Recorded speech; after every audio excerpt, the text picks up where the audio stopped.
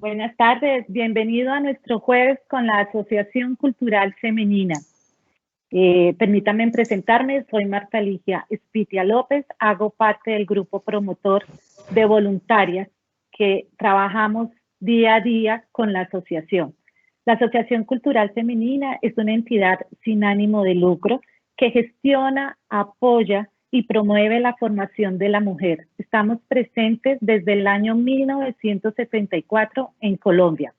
A lo largo de todos estos 56 años, hemos logrado transformar la vida de miles de mujeres, familias, organizaciones, y esperamos que con el apoyo de otras personas, empresas y entidades internacionales logremos llegar a más mujeres en otras ciudades por medio de los diferentes centros culturales y labores sociales que tenemos. Para mencionarles, contamos con varios tipos de labores sociales. Uno de ellos es Juventus. Juventus está ubicado en la localidad de Kennedy, al sur de Bogotá, en donde tenemos jóvenes entre los 14 y 19 años de edad que presentan un acompañamiento de manera personal y profesional para que ellas puedan establecer un proyecto de vida con un enfoque de liderazgo, obteniendo formaciones en empoderamiento, emprendimiento, formación profesional y fortalecimiento en todo el tema de empleabilidad. También contamos con el ICSEF, donde hay mujeres jóvenes del sector rural de Colombia, de escasos recursos, que buscan formarse en ciencias sociales, económicas y familiares para acceder a oportunidades de desarrollo personal y profesional. ¿Cómo nos puedes ayudar? Visítanos a través de nuestra página web www.acfemenina.org. Ahí podrás conocer toda nuestra misión, cómo te puedes unir, cómo nos puedes apoyar. También contamos con unos regalos con sentido social. Cada vez que tú adquieres un producto, estás formando a unas niñas y estamos ayudándoles a salir adelante. Para mí es un placer hoy en nuestra 33ª versión de Jueves con la ACF presentar a la doctora Nubia Estela Otero Viana, otorrinolaringóloga, su especialista en otología y neurootología, quien nos hablará un tema muy importante hoy en día sobre la pérdida auditiva, causas y tratamientos. Bienvenida, doctora Nubia. Ya estamos al aire, entonces, Paola, ¿nos puedes ayudar con la presentación, por favor? Al final les agradecemos escribir en el chat a través de nuestros canales de YouTube, o si estás conectado a través de la plataforma de Teams, puedes escribir todas las inquietudes que tengas, que al final la doctora Nubia las irá resolviendo. Muchas gracias. Bienvenida, doctora Nubia. Muchas gracias. Buenas tardes, Marta Ligia, Zulay, Paola y demás mujeres asistentes a esta charla del día de hoy. Espero que les podamos ayudar a resolver algunas dudas sobre este tópico que es bastante frecuente. Doctora, ¿Sí se está escuchando? ¿Sí? la tengo que interrumpir un momento porque estamos presentando inconvenientes en nuestro canal de YouTube. Vamos a estar en pausa 5 minutos, ya a través de los chats ponemos esta información para poder restablecer la conexión porque es importante que estemos por Teams y por YouTube. Varias personas nos lo han pedido. Entonces, regálenos 5 minutos mientras restablecemos la conexión y damos inicio oficial con esta charla. Mil gracias. Bueno, muchas gracias. Gracias, Paola.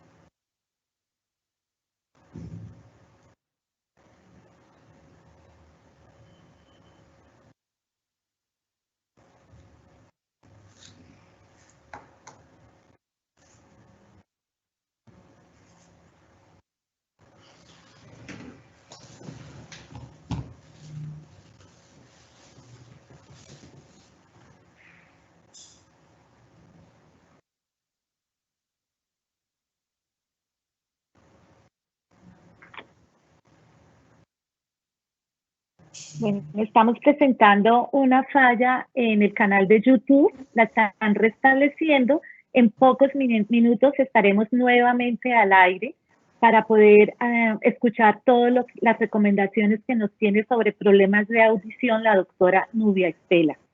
Les recordamos que estamos en nuestra versión 33ª de Jueves con la Asociación Cultural Femenina.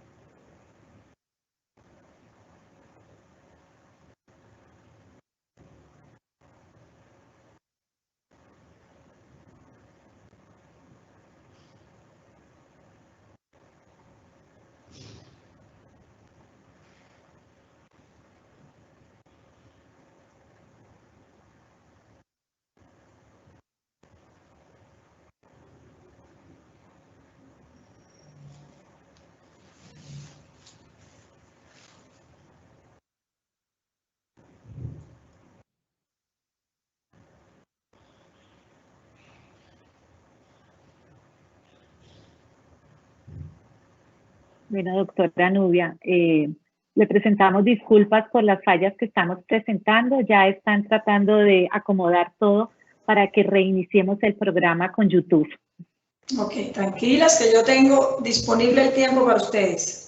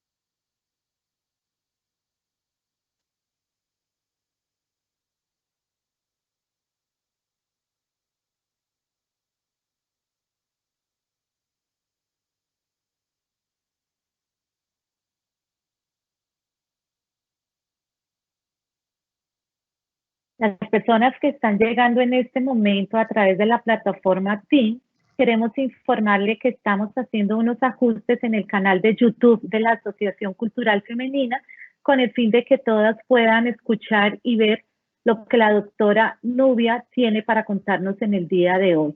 Les rogamos nos den unos minutos de espera para poder continuar con esta actividad.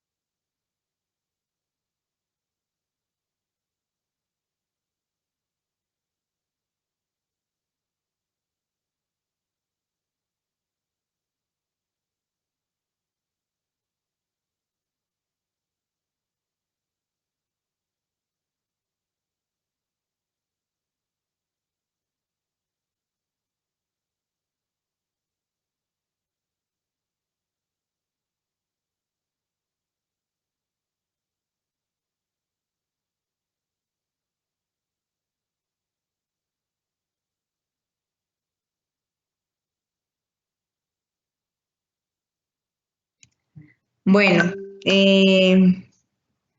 acá seguimos, señora Marta Ligia. Lastimosamente no logramos tener conexión a través de YouTube. Nuestro canal está totalmente caído.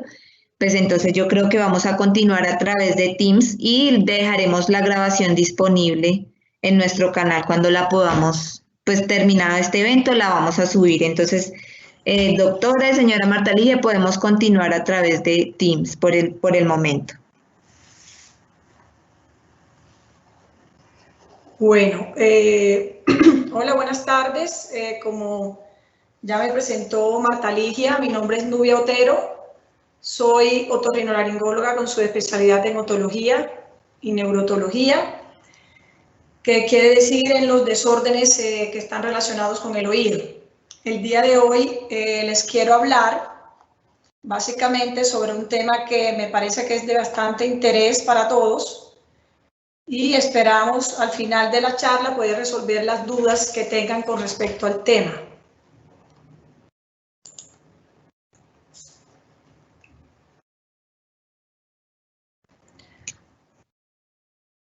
Señora Marta Ligia.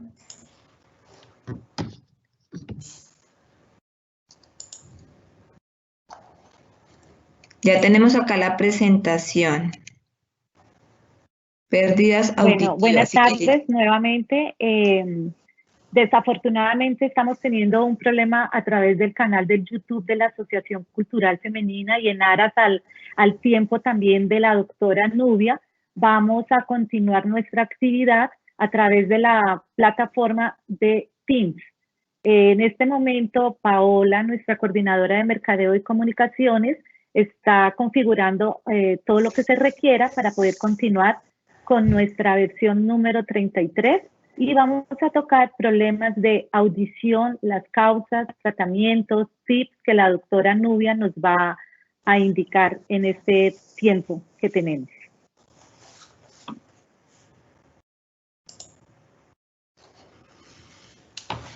Bueno, buenas tardes. La idea bueno, entonces, doctora Nubia, bienvenida nuevamente. Para las personas que acaban de llegar, queremos presentarle a la doctora Nubia Estela Otero Viana, otorrinolaringóloga, con su especialización en otología y neurootología. Entonces, doctora Nubia, bienvenida nuevamente. Muchas gracias. Muchas gracias para todas las personas que se Paola, acaban de conectar. hay algo que no sé.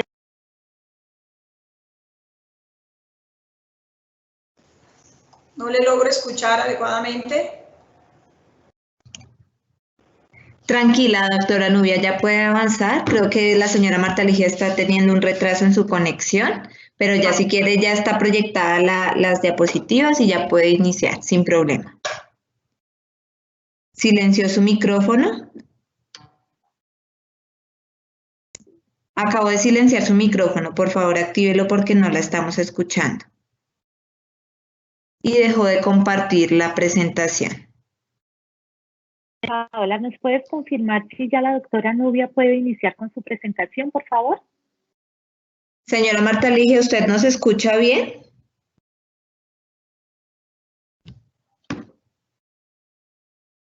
Doctora Nubia, tiene el micrófono apagado. Sí, no sé qué pasó, pero se me desconectó. Y dejó de compartir la presentación, entonces nuevamente, por favor, comparta.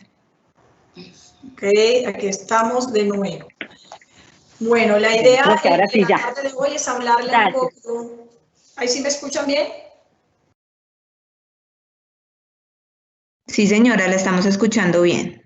Entonces, esta presentación del día de hoy traté de hacerla que se pueda comprender un poco. Es un tema que a veces puede ser complejo. Si tienen alguna duda, por favor, háganmela saber. Le llamé pérdidas auditivas. El nombre médico en realidad es hipoacusia, que quiere decir disminución de la audición. La pérdida auditiva o hipoacusia es aquel tipo de disminución en los niveles de la audición o sordera, que básicamente lo que hace es que una persona tenga dificultades en su comunicación o entender adecuadamente lo que se le dice, ya sea en una conversación normal, en una charla o en cualquier otro evento que requiera una buena escucha. La complejidad de este trastorno es relativamente común, muchas veces se pasa por alto, teniendo en cuenta que los seres humanos somos muy visuales y apoyamos la labiolectura, leemos los labios de las personas a la hora de que estamos teniendo una conversación. Este tema se ha venido complicando un poco más a partir de la pandemia, teniendo en cuenta que hemos tenido que usar los tapabocas. Y al usar los tapabocas, pues básicamente nos impide leer los labios y en ese momento empezamos a notar que definitivamente hay una dificultad auditiva mayor. Puede tener lugar en diferentes partes del oído y de acuerdo a eso se va a clasificar. Puede presentarse en diferentes grados o niveles de pérdida y además puede empezar a cualquier etapa de la vida, que es a veces un mito que se piensa que las pérdidas auditivas son para las personas mayores. La definición de hipoacusia, digamos médicamente, es que las hipoacusias son esa disminución en los niveles de audición que van a determinar una dificultad en la comprensión o inteligibilidad de la comunicación o del lenguaje, ocasionándonos problemas importantes a la hora de comunicarnos verbalmente o de la parte hablada. Estas pérdidas pueden ser sensoriales, las cuales son más frecuentes, quiere decir que son pérdidas del nervio auditivo y que alrededor del 10% de la población adulta puede presentarlas, o sea, no es nada despreciable. En edades comprendidas entre los 65 y los 84 años se puede mostrar una mayor prevalencia de la enfermedad y puede llegar incluso al 43% de la población, que es lo que nosotros llamamos presbiacusias, que son todas esas pérdidas auditivas que se van a acompañar de acuerdo a la edad. Se podría decir que después de los 40 años todos vamos a tener pérdidas auditivas, que van a acompañarse en muchas ocasiones de esas pérdidas visuales, cuando decimos todas, a los 39 veo perfecto, pero a los 40 ya no veo bien. Esos son más o menos los cambios que pueden ocurrir de igual manera en la audición. ¿Cuál es la importancia de determinar estas pérdidas auditivas? La importancia definitivamente es que estas pérdidas suelen acompañarse de restricciones en la actividad cotidiana, de forma que afectan esas habilidades de comunicación, de interactuar con los demás, con importantes repercusiones tanto físicas como psicológicas y además obviamente una repercusión económica, teniendo en cuenta que las personas que no escuchan adecuadamente tienden a aislarse de su medio, puede ser del medio social familiar, puede ser del ambiente laboral y que incluso trae todas estas repercusiones que habíamos hablado anteriormente. Los pacientes adultos o pacientes en edad avanzada con hipoacusia van a tener siempre un riesgo mayor de caídas al suelo. Aunque la parte auditiva se maneja en una porción distinta a donde se maneja la parte del equilibrio en el oído, tiene mucha importancia con la parte de orientación, de dónde viene la información del sonido, si pita un carro, si hay alguna alerta. Entonces esto nos puede volver un poco más nerviosos o más frágiles a la hora de tener accidentes y caernos. En la clasificación de las pérdidas auditivas, nosotros hablamos de 3 tipos de pérdidas auditivas que son las de interés en este momento. Las primeras pérdidas auditivas son las pérdidas neurosensoriales o aquellas que se llaman pérdidas de percepción por alteración del sonido.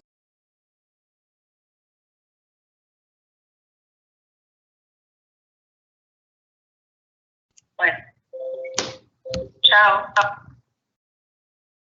Doctora, se le silenció el micrófono nuevamente, no sé por qué razón, y dejamos de oírla.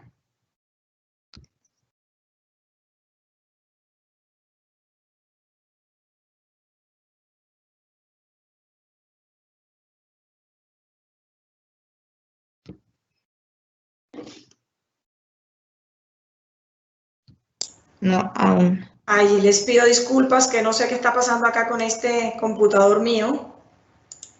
Pero ya te escuchamos, doctora Nubia, no te afanes. Ah, ok. Bueno, entonces vamos a darle acá a compartir la presentación nuevamente. Acá. Listo, ok. Hablábamos entonces que de las pérdidas auditivas que vamos a hablar inicialmente son aquellas relacionadas con la neurosensorial o la percepción de la audición, que básicamente está afectando la cóclea, que normalmente se conoce como el caracol del oído. Y en el caracol del oído se encuentran unos pelitos que se llaman las células ciliadas, que reciben esa información del sonido y la pasan al nervio auditivo y allá al sistema nervioso central.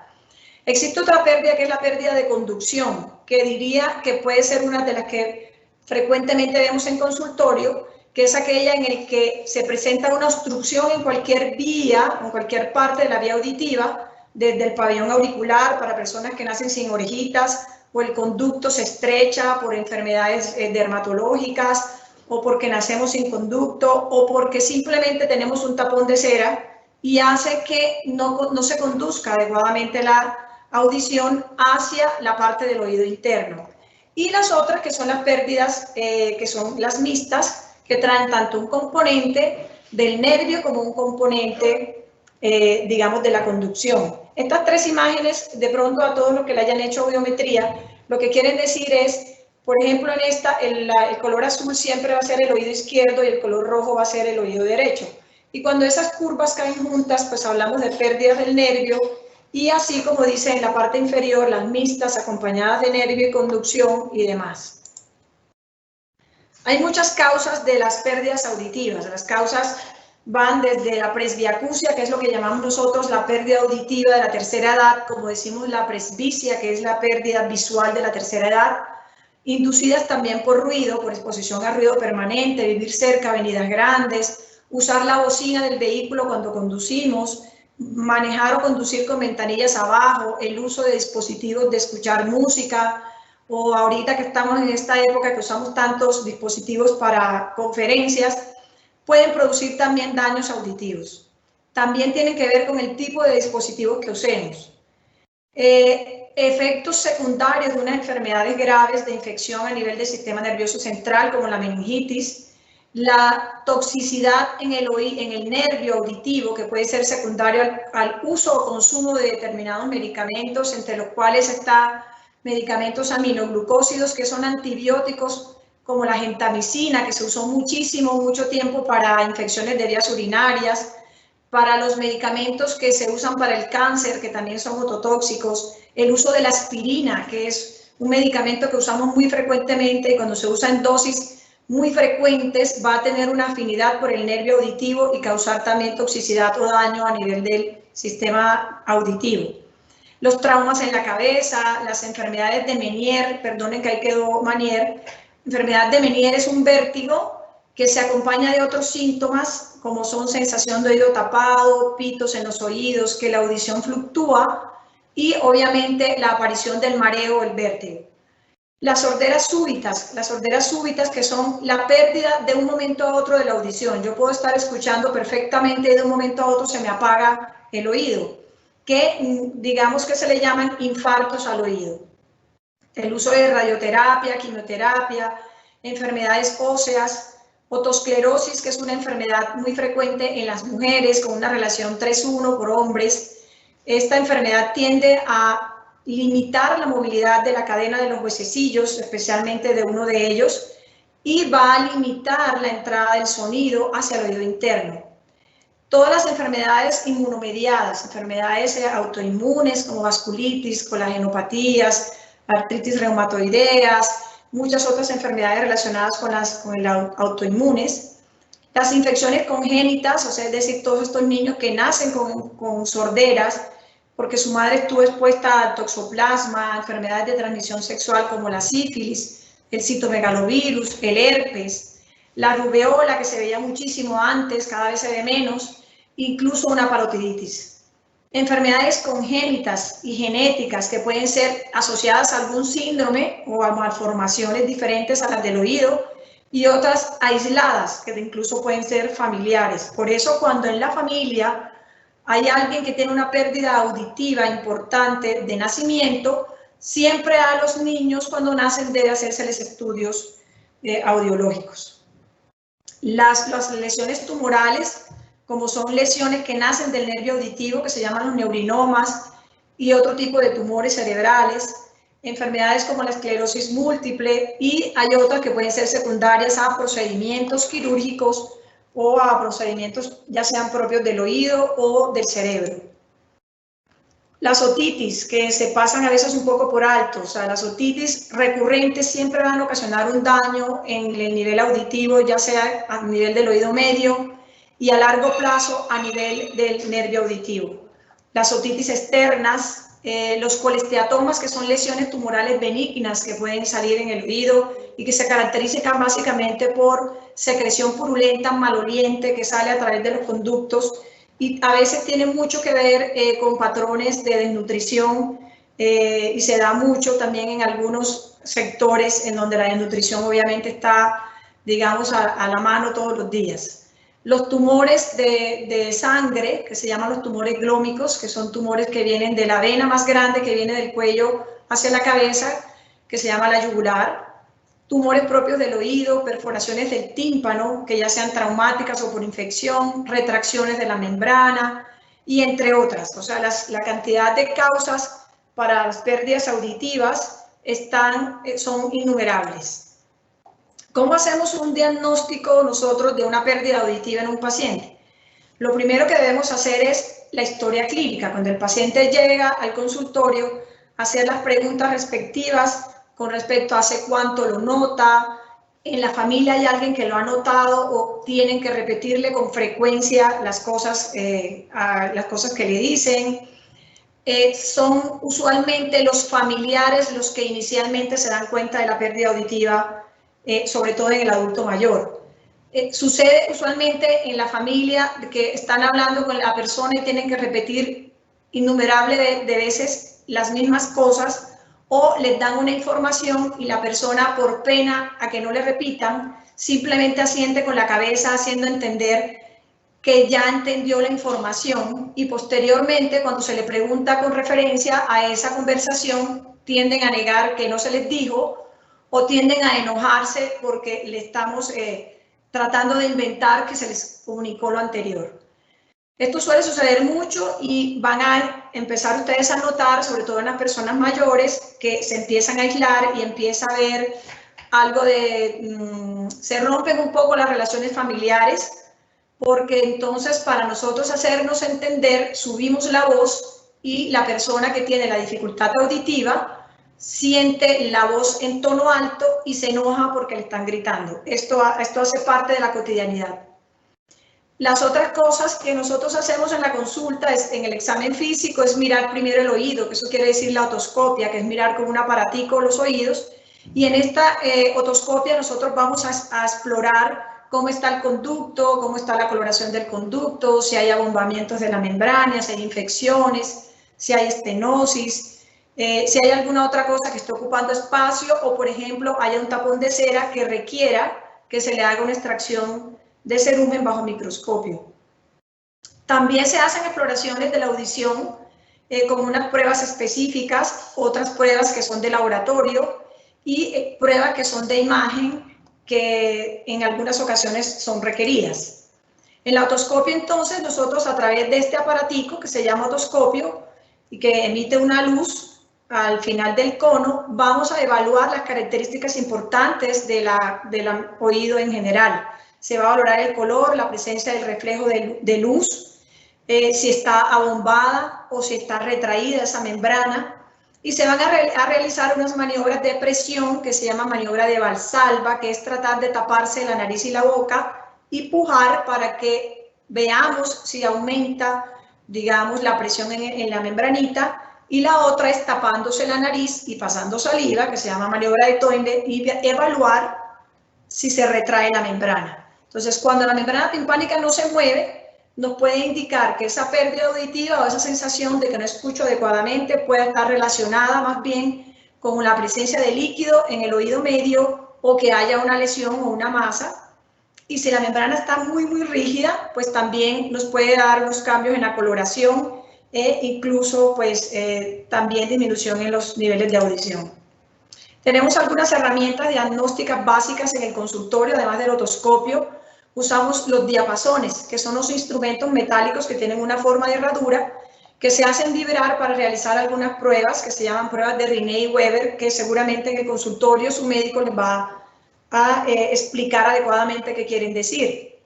En este caso, a través de este instrumento, nosotros podemos evaluar la función de transmisión del sonido que se da tanto por vía aérea, que es cuando colocamos el diapasón frente a la orejita, como se ve en la imagen, o por vía ósea, cuando colocamos el diapasón en cualquier parte del cráneo o en la frente del paciente.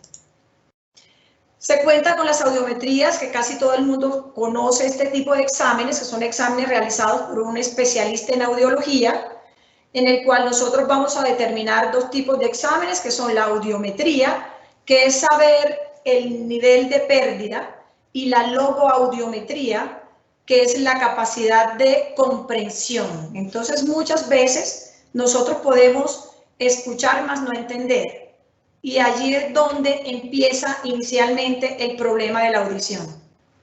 Siempre debe realizarse este examen en un espacio que sea sonoamortiguado y debe hacerse en ambos oídos. Deben estudiarse tanto la vía aérea, que es la que está enfrente de su orejita, o la vía ósea, que es la de la conducción del sonido a través del cráneo. En la audiometría debemos tener en cuenta que cuando las curvas caen juntas en ese examen, pues estamos hablando de una pérdida neurosensorial, y siempre que estos niveles o umbrales de audición se encuentren por debajo de 20 decibeles, es decir, 20, 30, 40, 50, hasta 100, se van a llamar pérdidas auditivas. Ya vamos a saber, como mostrábamos anteriormente en las curvas, si son del nervio, de la conducción o si son mixtas. En las audiometrías, según el grado de pérdida auditiva, van a tener también su nombre. Entonces se van a llamar pérdidas leves, moderadas, severas, profundas o cofosis, que quiere decir pérdida total de la audición. Y de acuerdo en el rango en que yo me encuentre, si es una pérdida leve o mínima, moderada, severa, profunda, pues también se van a dar los diferentes manejos. En la logoaudiometría, lo que vamos a buscar nosotros son dos parámetros. Uno es el umbral o el nivel al que el paciente detecta la voz. Yo puedo escuchar que dijeron algo y no entender nada. Ese sería el umbral de detección de la voz. Y el otro, ese umbral se mide en decibeles. O sea, decibeles es el volumen al que yo le tengo que poner a mi voz para que una persona me pueda escuchar o entender. Y el otro umbral es el umbral de máxima discriminación, es decir, es ese nivel al que yo tengo que subir tanto el volumen para que el paciente me pueda entender correctamente más el 50% de las palabras. Y a veces ese umbral tiene que subirse tanto que ya se convierte en disconfort. La impedanciometría o timpanometría es el otro examen que hacemos nosotros, en el que básicamente lo que medimos es la movilidad de la membranita que separa su oído externo de su oído medio. Eso es como la parte de arriba de un tambor, que básicamente lo que hace es recoger la información auditiva que llega del exterior a través del pabellón auricular. El pabellón auricular lo traduce al conducto auditivo externo. Él vibra la membranita que separa el oído externo del oído medio. Esta membrana mueve la cadena de los huesecillos y los huesecillos al moverse van a movilizar unos líquidos que están dentro del caracol del oído para que se produzca la audición. Esos timpanogramas también van a diferenciarse el uno del otro, siendo una curva que parece una campana, la curva tipo A, o los timpanogramas planos, que son los que tienen líquido, o los timpanogramas secundarios a presiones negativas en el oído, que muchas veces cuando estos últimos dos se presentan, el B y el C, se relaciona mucho con dolor en los viajes. Cuando yo viajo en un avión o viajo por tierra, va a ocasionar dolor en los oídos, que a veces puede ser bastante intenso, y si la presión se hace muy negativa, incluso puede romper la membranita del tímpano y salir líquido a través del oído. En los estudios adicionales nosotros podemos tener estudios de laboratorio, porque muchas veces las pérdidas auditivas se acompañan de algunos trastornos metabólicos como elevación en el colesterol, en los triglicéridos, que puedan empeorar la circulación hacia el oído y hacer que se empeore también los niveles de audición. Por eso descartamos siempre las enfermedades metabólicas, enfermedades que estén ligadas a la glicemia alta, al colesterol, enfermedades infecciosas, enfermedades autoinmunes que habíamos mencionado anteriormente.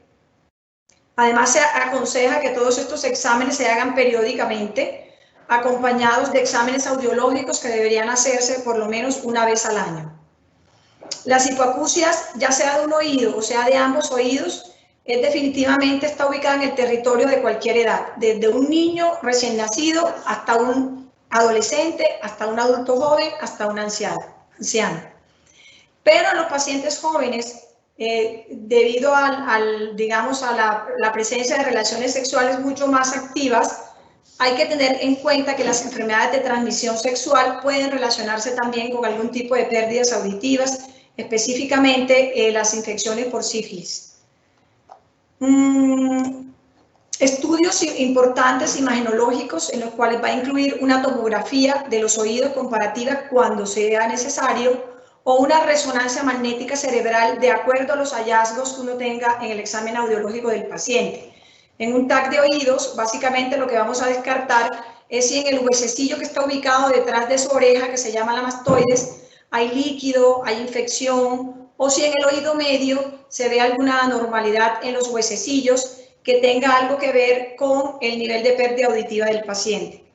Y en la imagen de al lado de la derecha, nosotros lo que vemos es una resonancia magnética cerebral en la que vemos una imagen que es compatible con un tumor del oído interno que se llama schwannomas o neurinomas del acústico. No son tan frecuentes, pero de igual manera cuando tenemos unos hallazgos de diferencias auditivas entre el oído derecho y el izquierdo, deberíamos tenerlas en cuenta. El tratamiento para las pérdidas auditivas depende del nivel de pérdida auditiva también. Depende de la causa, de la localización y qué tan grave es esta pérdida auditiva en el paciente. Esos tratamientos se pueden dividir en tratamientos médicos, en tratamientos quirúrgicos y en tratamientos con dispositivos. Entonces, por ejemplo, en las pérdidas súbitas de la audición que habíamos hablado anteriormente, o en las pérdidas por enfermedades del sistema autoinmune, nosotros podemos dar tratamientos médicos que nos ayuden a mejorar o a recuperar el proceso ese inflamatorio que está produciendo la enfermedad en el paciente.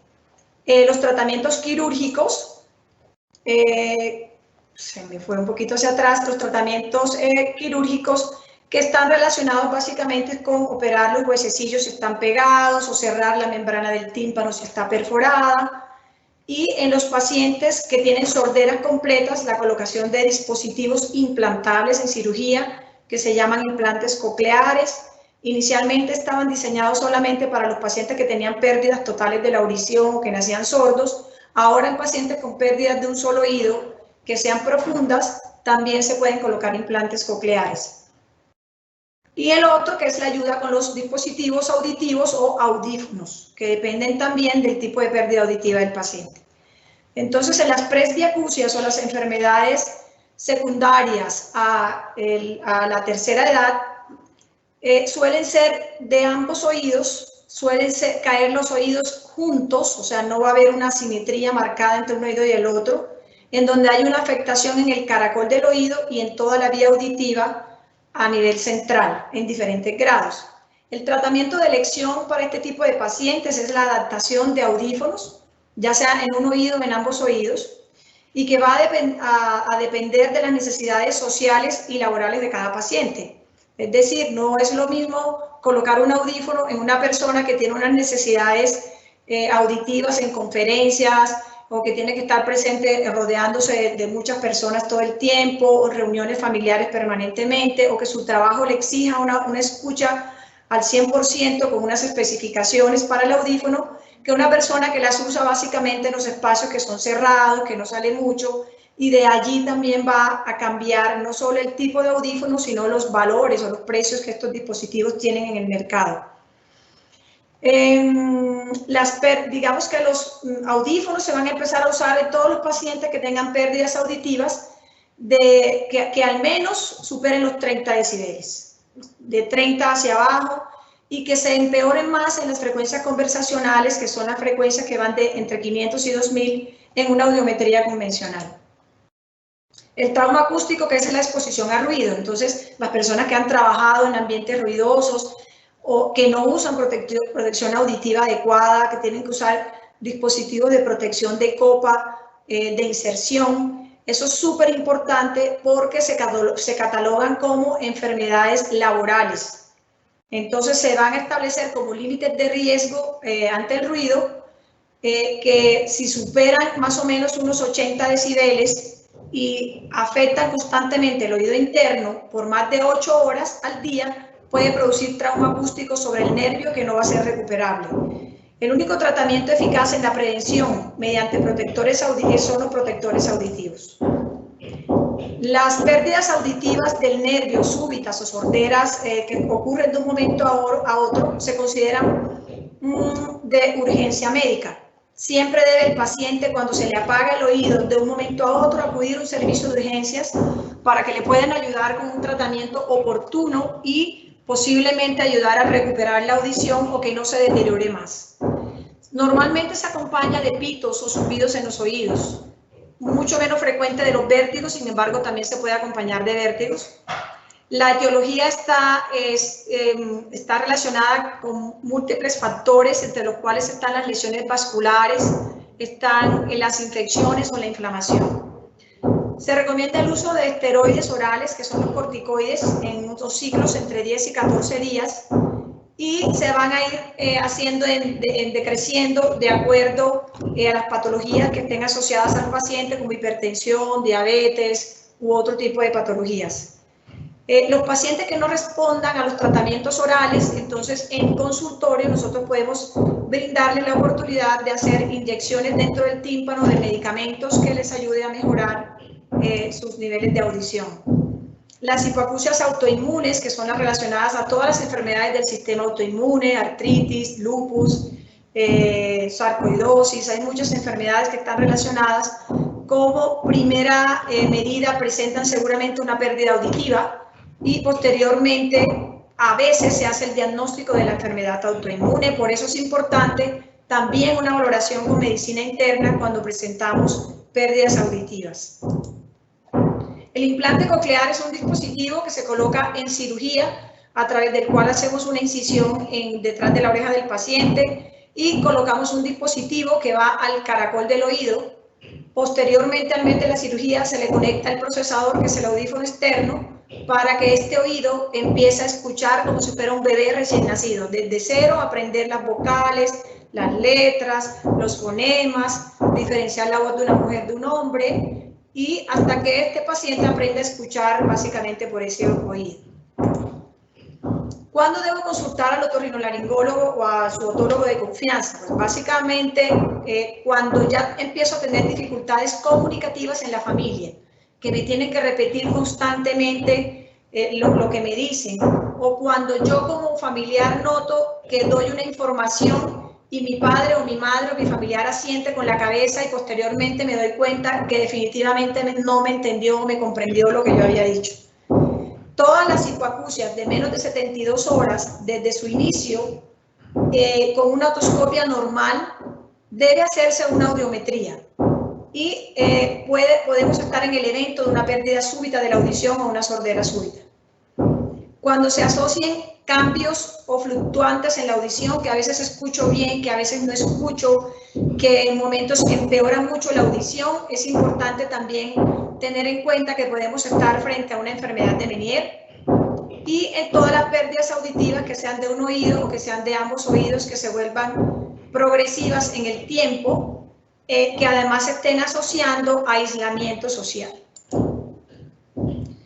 Ante un paciente que consulta por una hipoacusia asimétrica con otoscopias normales de meses de evolución para descartar un neurinoma del acústico, siempre debemos mandar nosotros una resonancia magnética, y lo que me lo indica es la audiometría. Si la audiometría muestra una caída muy importante en un oído y el otro no lo presenta, en términos generales, pues todos tenemos unos oídos que tienen la misma edad, deberían tener el mismo deterioro. Si existe un deterioro más marcado en un oído que en el otro, entonces deberíamos hacer una resonancia magnética cerebral.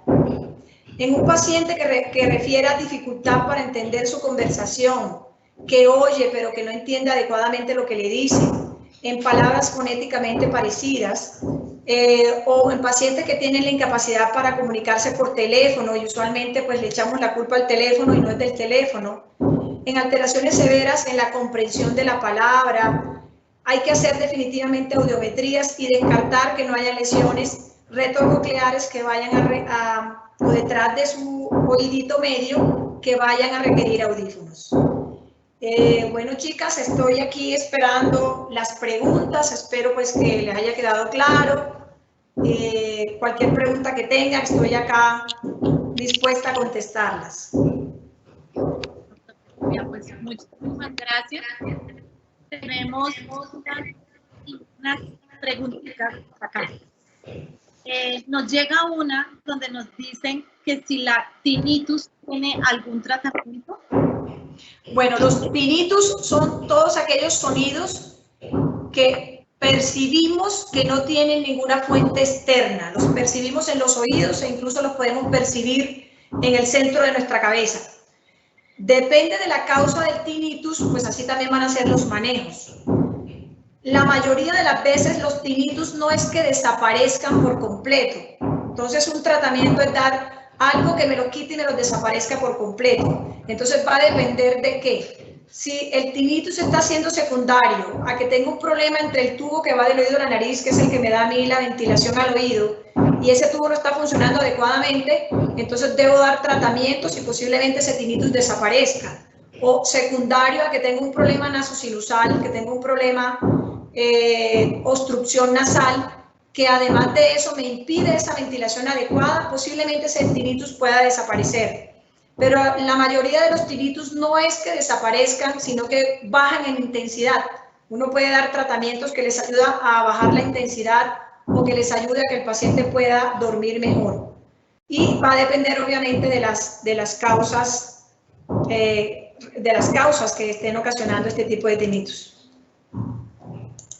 Por aquí nos escriben y nos cuentan que es una mamá que tiene un niño de 5 años, siempre lo ha llevado a clases de natación, le pone los protectores, pero se afana muchísimo que el continuo con accesos diarios a la natación le puedan causar una infección por los hongos de la piscina. ¿Qué le podemos recomendar a esta mamá?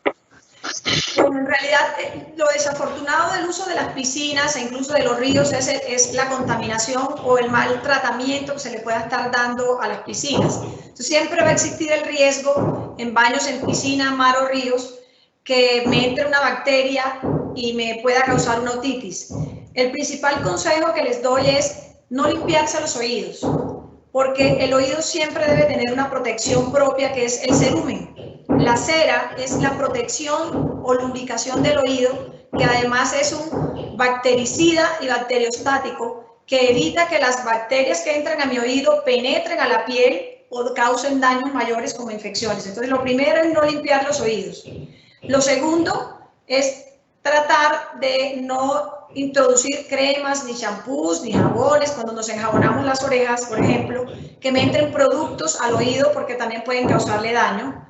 Y además, si es posible, hacer protectores auditivos cuando vamos a piscina, sobre todo en los niños, y que cuando vayan a piscinas no tengan gripa o no tengan obstrucción nasal que me impida la ecualización adecuada de la presión entre el oído medio y la parte externa. Vamos a ver si no estoy escuchando normalmente. ¿Qué alerta se puede identificar? Bueno, la principal alerta es, como les comentaba, la principal alerta siempre es la familia, las personas que nos rodean. Empezamos a hablar y ¿cómo? ¿Qué dijo? Es que usted habla muy bajito. Es que fulana tiene la voz muy delgadita. Es que hablan como entre los dientes. O sea, siempre vamos a buscar una defensa a negarme a que no estoy escuchando adecuadamente. Entonces, la primera alerta siempre es la familia. La familia empieza a darse cuenta de que mi papá, mi mamá, mi familiar no escucha adecuadamente cuando hay que repetirle recurrentemente las cosas, y cuando yo subo el tono de la voz usualmente se van a enojar, ¿sí? Porque es que no me grite, claro, porque todas las personas que pierden audición siempre van a tener sensibilidad al ruido, que esa es otra alerta que es importante. Entonces llegan los nietos y todo el mundo se pone de mal genio porque es que gritan, porque corren, porque me aturden, y básicamente es que sí está relacionado a que si yo pierdo audición, pierdo un poco la defensa al ruido. Entonces, pueda que no escuche bien, pero los ruidos definitivamente sí me van a molestar. Entonces, esa es otro tip que yo puedo tener en cuenta para darme cuenta si sí estoy perdiendo audición o no. Y además, el uso de los teléfonos. Empiezo a perder la información que me dicen a través del teléfono, que es que no oigo el timbre del celular, que no oigo el timbre de la casa, porque eso quiere decir que ya hay unas frecuencias de la audición que se van perdiendo, que requieren de pronto usar otro tipo de sonidos, en este caso los sonidos ding-dong o los sonidos graves, para poder, digamos, sobrellevar un poco estas cosas. Pero lo primero definitivamente es hacerse exámenes de audición. Voy a hacer una pregunta clarísima, pero así no la escribieron. Cuando hija va en un camión y le duele el oído, Zapata le da un vapor de agua con alcohol porque le reduce el dolor. ¿Esto es cierto? ¿Que debo de hacer si le duelen los oídos todo el tiempo? Sí, bueno, el dolor en los cambios de presión es bastante frecuente. Cuando nosotros hacemos vuelos en avión nos damos cuenta que despega el avión y todos los niños que van allí, o la mayoría, empiezan a llorar o a gritar, ¿sí? Entonces no es el fastidio de que estos niños como lloran, no. Ese es el reflejo claro de que hay una diferencia de presiones que debe hacer el oído naturalmente a través de un tubo que va del oído a la parte de atrás de su nariz, que se llama la trompa de Eustaquio, diferente a las trompas de Falopio, las trompas de Eustaquio. Y esas trompas lo que hacen es que ecualizan o igualan la presión entre su oído y su medio externo para que no se rompa el oído. En los niños casi siempre hay otitis serosa, casi siempre hay obstrucción nasal o hay gripita. Entonces, cuando cambia la presión, inmediatamente el oído se retrae a una presión negativa y el dolor puede ser intenso. El uso del alcohol pues no tiene en realidad ninguna indicación, porque no estoy haciendo ningún trabajo sobre ese tubo que va del oído a la nariz. Lo que sí yo debo tener en cuenta antes de un viaje es nunca tomar un vuelo con gripa, porque yo puedo tener una ruptura súbita de la membrana del tímpano y eso puede traducirse en pérdida auditiva.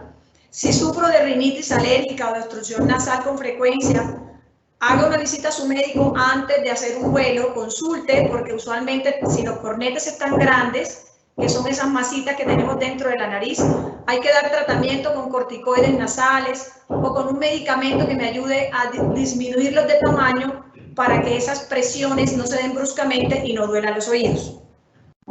Es lo que aconsejan de cuando hacen la cirugía de los cornetes. Para sí, ayudar Pues, Exactamente, pero cuando los cornetes ya son muy grandes y no responden a un tratamiento médico. Si ellos responden a tratamiento médico, que son la mayoría, entonces no es necesario operarlos, pero si yo soy rinítico, debo tener casi que presente que los cambios de presión, que los cambios de temperatura, que las mascotas, que el comer paquetes, que las gaseosas, los jugos empacados, pueden aumentarlos de tamaño o empeorar las alergias, y los cambios de presión siempre van a ser dolorosos, ya sea viajar en un avión, irme por tierra o bucear, por ejemplo. sí. Aquí hay otra donde nos dicen que si un paciente que haya sufrido de vértigo seguramente sufrirá pérdida del oído cuando ya está mayor de 50 años. No, no necesariamente. De pronto les comentaba anteriormente que el equilibrio y la audición se manejan en dos puntos diferentes del oído interno. El equilibrio se maneja en unos canales que se llaman canales semicirculares y la cóclea es la que maneja la audición. Entonces, hay vértigos que están relacionados con pérdidas auditivas, definitivamente, pero hay vértigos que son completamente aislados, como son los vértigos paroxísticos benignos, que son posicionales, como los tipos de mareo, vértigos secundarios a enfermedades metabólicas, pero no quiere decir que tener vértigo siempre me va a predisponer a pérdida auditiva. Una pregunta constante, de pronto relacionada con lo que comentábamos al principio del tinnitus. Entonces, es constante tinnitus en un adulto de casi 50 años, ¿es indicio de hipoxia? La mayoría de las veces sí. Hay otro tipo de tinnitus o acúfenos que se pueden presentar en los pacientes que son hipertensos. Entonces, si yo soy hipertenso, se medio cambia un poquito, la tensión sube un poco y la primera alerta de una hipertensión es ruidos en los oídos. Empiezan a zumbar o empiezan a pitar. Pero si nos vamos al otro resto de tinnitus, la mayoría de las veces están relacionados con pérdidas auditivas. Tenemos mamás gestantes, mamás erizas, y les han dicho que amamantar a su bebé durante el vuelo ayuda a mitigar esa molestia en el oído con los cambios de presión. ¿Es recomendable hacerlo? Sí, cuando tenemos bebés lactantes y definitivamente hay cambios importantes en la presión que causen dolor, hacer los movimientos en la mandíbula de decompresión, que es mandar la mandíbula hacia adelante, o tratar de destapar los oídos, puede ayudar a ecualizar las presiones y definitivamente amamantar hace que el niño tenga que hacer esos movimientos y puede aminorar la sensación de dolor por ecualización de la presión en el oído. Doctora Nubia, y eso que uno acostumbra a hacer de tapar la nariz, soplar duro, también que uno siente que se liberan los oídos, sobre todo cuando tienes cambios de presión y carretera, los vuelos aéreos, ¿también es recomendable? Normalmente el oído debería hacerlo solo, o sea, no tendríamos que hacer lo que nosotros llamamos un valsalva. El valsalva es tapar la nariz y tratar de presionar con nariz y boca cerrada para que el oído se destape. Ese valsalva, en realidad ese cambio de presiones, el oído es capaz de hacerlo por sí solo. Siempre que el avión va ascendiendo, el oído se debe tapar, pero cuando la presión se iguala, es decir, ya casi cuando el avión está poniéndose en posición horizontal, debe igualar la presión y yo no tendría que hacer un valsalva.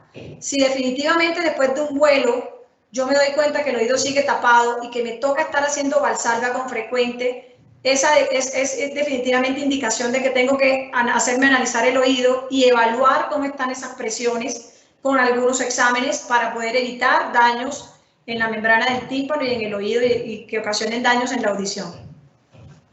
Ahora la pregunta última y es, ¿qué sugerencias hay cuando las personas son demasiado sensibles a sonidos muy agudos o bajos, como el cierre de las puertas, la caída de objetos, el sonido de las tapas? Bien, sí, bueno, hay muchas cosas. Eso se llaman hiperacusias. Hay personas que tienen unos niveles exactos, escuchan, digamos, los niveles muy altos. Son personas que de pronto tienen unos niveles de audición bastante finos, podríamos decir, audiciones que se mueven entre 0 y 10 y tienen unos niveles de audición demasiado finos y van a captar como molesto lo que la mayoría de las personas no. también se puede asociar a factores de estrés o de ansiedad y también se puede asociar a la primera signo de que puedo desarrollar un tinnitus posteriormente. Entonces sí hay que analizar con detalle porque cada paciente es distinto, pero usualmente las hiperacusias también van acompañados de un tipo de personalidades que a veces pueden tener un poquito menos de tolerancia, no solo al ruido, sino a otras cosas de la vida diaria. Sí. Bueno, aquí llegó una, al caerse el canal de YouTube, pues están escribiendo a través de los chats de la asociación y entonces dicen, ¿qué probabilidades hay de tener malformaciones de oído durante la gestación o qué las produce? ¿Qué cuidados debemos tener durante la etapa de gestación para prevenirlos? Bueno, lo primero que se le recomienda a toda madre gestante, bueno, hay embarazos que desafortunadamente nos damos cuenta cuando ya estamos embarazadas, digamos de esa manera. Ahí es poco probable que yo pueda tener un control estricto sobre esas patologías o esas enfermedades que puedan ocasionar pérdidas no solo auditivas, sino malformaciones de cualquier tipo en el bebé. Entonces, todas las patologías que están en las primeras semanas de gestación, sobre todo aquellas que son menores a los 3 meses de gestación, pueden desarrollar cualquier tipo de malformación. Por ejemplo, las infecciones de vías urinarias, que en la mayoría de las mujeres embarazadas son asintomáticas por completo. Entonces, se dan cuenta por un parcial de orina o porque la orina está un poquito más amarilla, pero no porque haya ardor, no porque haya molestias mayores o dolor bajito, como decimos. Entonces, lo primero que debemos hacer es tener unos controles gestacionales bien definidos con mi ginecólogo o con mi médico tratante para que me esté enviando todos los exámenes que yo requiero y prevenir ese tipo de patologías, porque como le digo, simplemente una infección de vías urinarias, no tomar suficiente líquido durante el embarazo, una fiebre alta, puede dañar no solo el oído, sino cualquier otro órgano en el bebé y en su desarrollo. Así que es estar muy atento a esos primeros controles prenatales. Y al primer trimestre. Que sobre todo el primer trimestre. Okay. Porque el desarrollo del oído incluso se da más o menos hasta la 8ª semana como formación. Casi que a veces uno puede ni siquiera saber que está embarazado. Entonces, sí hay que estar muy pendientes en ese ciclo menstrual, cómo está, si yo en realidad estoy programando quedar embarazada, ir primero a ese control y decirle a mi médico, quiero tener un bebé para que se me den todos los medicamentos, también vitaminas, que me puedan ayudar a tener una gestación muchísimo más sana. Claro. Bueno, nos has dejado unas recomendaciones y unos tips muy importantes, cuales nos han recalcado muchísimo estar atenta a la familia, a todo esto que observamos en nuestros clientes, amigos, el uso de los copitos de algodón, pero ¿cómo podemos proteger el oído o cómo podemos volver a recuperar esa audición cuando ya hemos empezado a sentir un poco la disminución de la capacidad de escucha?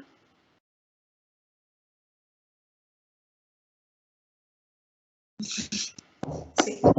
Pues si el daño auditivo es del nervio, de la audición, y ya se presentó el cambio, yo no tengo cómo devolverle la vitalidad al nervio. Lo que sí puedo de pronto es tratar de evitar el envejecimiento prematuro del nervio. ¿Cómo evitamos ese envejecimiento prematuro? Uno, haciendo ejercicio, que es evitar la acumulación de radicales libres por contaminación, entonces mejorar mi oxigenación, mejorar mi alimentación, no introducir objetos dentro del conducto auditivo externo, evitar el uso de dispositivos de escuchar música, si voy a escuchar música a volúmenes tolerables, si voy a ver televisión a volúmenes que sean tolerables, sobre todo esas cosas en específico, para que yo pueda tener o gozar de una mejor salud a largo plazo. Doctora Nubia, te queremos dar las gracias por haber aceptado esta invitación, habernos explicado con mínimo detalle todas estas dificultades que estamos presentando, máxime ahora pues con el uso de tantos auriculares, audífonos por el trabajo. Muchísimas gracias por atender este llamado. Quisiéramos saber si tienes ahí la forma de que nuestros oyentes puedan escribir tu cuenta de correo o el teléfono de tu consultorio para que te puedan visitar. No sé si la tienes por ahí en alguna diapositiva y la podamos reflejar. No la tengo a la mano, pero se las puedo de pronto escribir acá. Listo. Entonces lo que vamos a hacer es darles muchísimas gracias a todos los oyentes. En el día de hoy presentamos problemas en el canal de YouTube, pero en 30 minutos editará el video que tuvimos de la charla hoy con la doctora Nubia y ahí encontrarán también la información de donde podemos contactar a la doctora Nubia Estela para citas, para consultas. Muchísimas gracias, doctora Nubia. Que tengas una feliz semana. Y a todos ustedes, muchísimas gracias por estar con nosotros. Recuerden visitar la página web www.acfemenina.org y ahí podrás darte cuenta de toda nuestra misión. Muchísimas gracias. Gracias a todos también por estar acá y bueno, quedo a la orden de ustedes. Que disfruten de esta noche. Gracias. Muy bien. Hasta luego. Gracias, Paola. Gracias, Zulay. Muchísimas gracias.